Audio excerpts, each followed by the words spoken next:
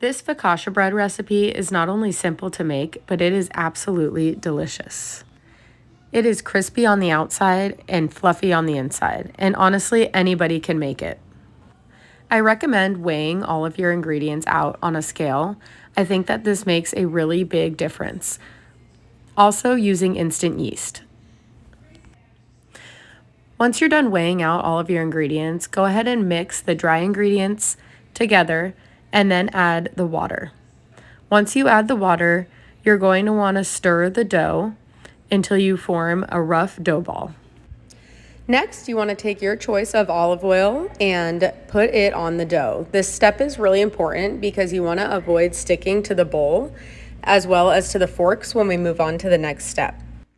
Next, you want to grease your 9x13 pan with olive oil. After your dough has been resting in the fridge for 24 hours, you want to let it sit out on your counter at room temperature for 2 hours. You want to take 2 forks and pull it away from the sides of the bowl towards the center. Once you have a rough dough ball formed, you're going to add this into your 9x13 greased baking dish. After adding the dough to your 9x13 dish, it will look something like this. It probably won't be touching the ends of the dish, but that is okay. You want to make sure to wet your fingers with either water or olive oil before beginning to dimple the dough. Once you start to dimple the dough, go ahead and push your fingers straight down and outwards until the dough is on the edges of the 9x13 pan. Like I mentioned before, making sure that your fingers are adequately greased or wet is very important to avoid sticking. When you are done dimpling the dough, it should appear to look like this. And now we are ready for the toppings.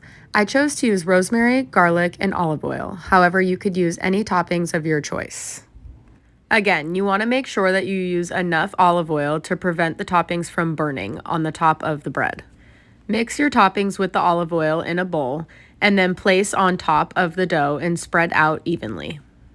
Once your toppings are spread out evenly, your dough is ready to be placed in your preheated oven. I cooked my focaccia bread for 30 minutes at 425. I would use this as an estimated time to cook your focaccia bread. Not all ovens are the same, so I would watch the bread until it turns golden brown, and that is when you know it is all done. I hope that you enjoyed this recipe.